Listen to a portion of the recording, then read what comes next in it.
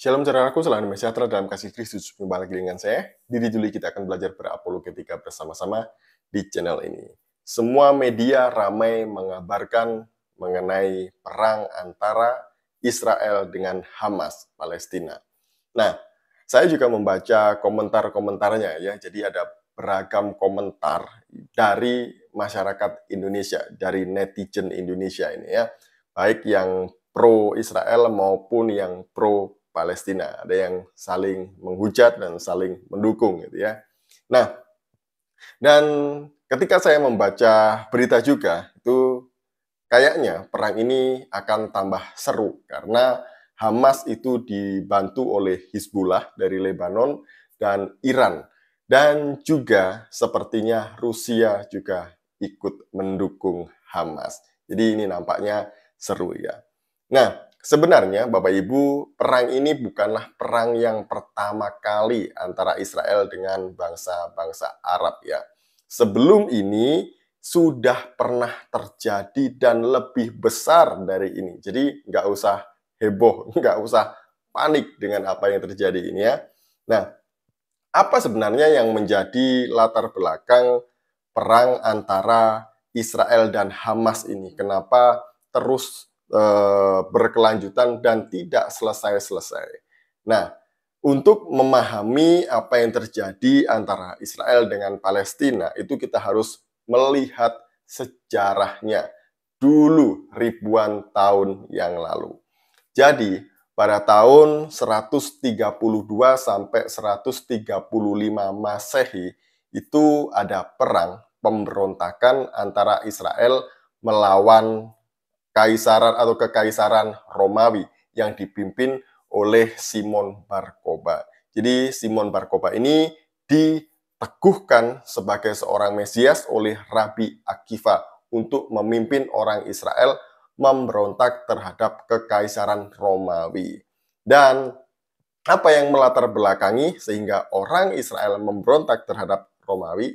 Karena orang-orang Romawi atau kekaisaran Romawi di bawah pimpinan Kaisar Hadrianus ini ingin menjadikan Israel sebagai pusat Helenistik dan membangun kuil-kuil dewa Jupiter di Yerusalem. Jadi ini merupakan sebuah penghinaan bagi orang Israel sehingga orang Israel memberontak. Sebenarnya perang ini juga kelanjutan antara perang yang terjadi pada tahun 67 sampai 73 Masehi antara Israel dengan Romawi yang dipimpin oleh Kaisar Titus yang berakibat penghancuran bait suci. Dan kemudian dilanjutkan dengan perang Kitos tahun 115 sampai 117 Masehi. Dan kemudian perang yang dipimpin oleh Simon Bar Kokhba ini. Nah, dampak dari perang yang dipimpin oleh Simon Bar Kokhba ini adalah orang Israel itu jumlahnya 580.000 yang meninggal korban jiwanya ya. Dan kemudian mereka diusir dari tanah Israel. Mereka harus keluar dari tanahnya sendiri yang diwariskan oleh nenek moyangnya. Jadi mereka menjadi orang asing di negeri asing. Dan kemudian orang-orang Romawi memerintahkan orang-orang Arab untuk menempati tempat ini, yaitu yang sekarang Palestina. Jadi ini bukan orang Filistin ya, karena orang Filistin ini sudah habis di zaman Babel dulu. Dan ini murni orang Arab, makanya namanya adalah Arab Palestina. Nah, kenapa disebut Palestina? Karena orang Romawi ini ingin mengejek ya, orang meledek orang Israel. Jadi ini loh, daerahmu dikuasai oleh Palestina. Dan ini mengingatkan mereka kepada musuh bebuyutan mereka, yaitu bangsa Filistin. Tapi ingat ya, Filistin dengan Palestina itu bangsa yang berbeda, tidak sama. Jadi ini sejarahnya. Kemudian pada tahun 695 Masehi ada seorang khalifah dari Islam yang bernama Khalifah Malik bin Marwan. Jadi Khalifah Marwan ini membangun masjid yang bernama Dome of the Rock atau Masjid Kubah Sakrah, di mana di dalam masjid ini ada batu karang yang dipercaya juga oleh orang Yahudi sebagai tempat di mana Abraham mengorbankan anaknya yang tunggal, yaitu Ishak, di Gunung Moria. Jadi Gunung Moria inilah yang kelak dibangun bait suci di Yerusalem. Jadi kenapa orang Israel ngotot untuk merebut tempat ini kembali? Karena itu adalah wilayahnya, satu. Yang kedua, itu adalah situs suci, bait suci orang Israel. Kemudian tahun 705 Masehi, anak dari Khalifah Marwan yang bernama Khalifah Abdul Malik membangun Masjid Al-Aqsa. Jadi dekat ya, antara Dome of the Rock dengan Al-Aqsa ini berdekatan. Jadi Al-Aqsa itu baru dibangun setelah Muhammad meninggal. Jadi kalau yang belajar sejarah pasti paham mengenai apa yang saya ucapkan ini ya. Dan dari sini kemudian ada sejarah-sejarah yang lain, peristiwa-peristiwa penting yang lainnya. Tapi saya mau langsung saja menuju kepada Perang Suci pada tanggal 5-10 Juni tahun 1967. Di mana di perang ini Israel itu melawan bangsa-bangsa Arab, itu banyak sekali, yang dipimpin oleh Mesir, kemudian Lebanon, dan juga Libya, Suriah, dan juga ada Yordania, dan yang lainnya gitu ya. Israel hanya seorang diri. Namun meskipun seorang diri, ingat bahwa Israel juga bangsa pilihan Tuhan. Pada perang itu Israel berhasil melumpuhkan pusat militer Mesir, sehingga kalang kabut nih Mesir ya.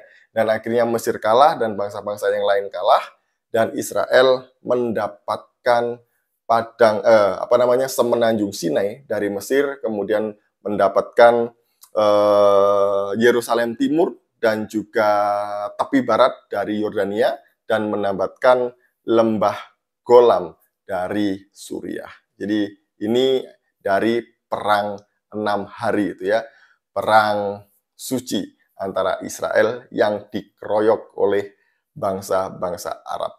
Sekali lagi, Israel menang dalam perang 6 hari ini. Kemudian yang kedua adalah perang pada tanggal 6-26 Oktober tahun 1973 yang dikenal dengan Perang Yom Kippur. Perang Yom Kippur ini adalah perang di mana Israel itu diserang tiba-tiba oleh bangsa-bangsa Arab lagi, gitu ya. Dan perang ini juga bersamaan dengan perang Idul Fitri kalau nggak salah. Jadi hari rayanya itu sama, gitu ya.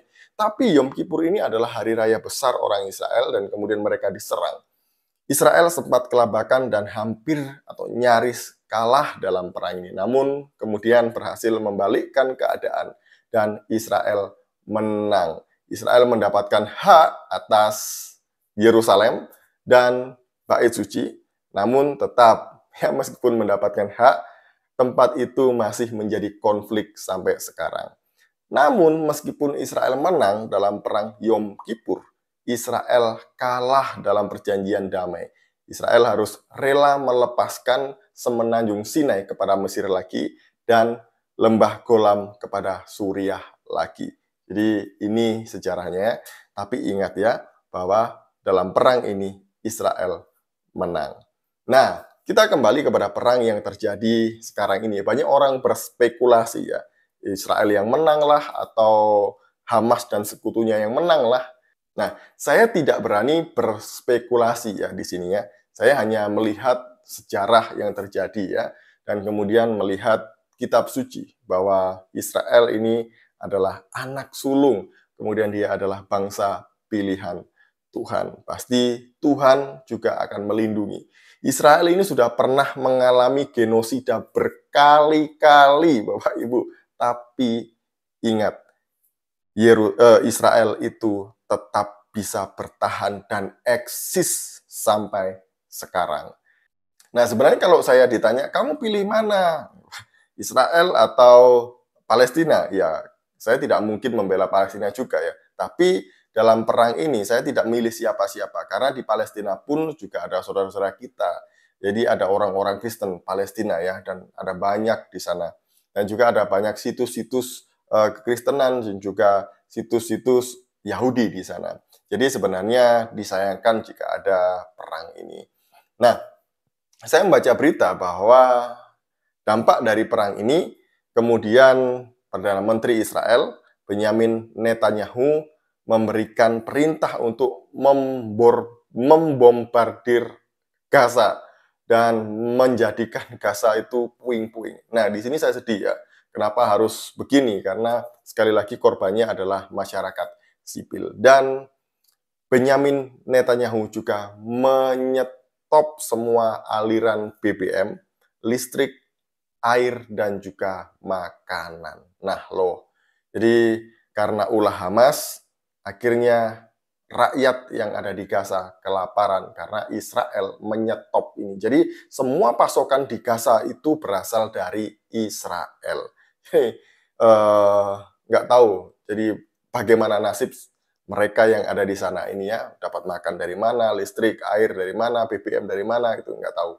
Mungkin Palestina ada sumber yang lain ya dari sekutu-sekutunya. Kita doakan supaya perang ini segera selesai dan Israel mendapatkan haknya kembali, yaitu tanah yang dulu pernah hilang dan bait sucinya yang tidak bisa dipakai oleh orang Israel untuk beribadah. Jadi kita doakan yang terbaik untuk semua ini. Shalom, salam waras. Tuhan Yesus memberkati.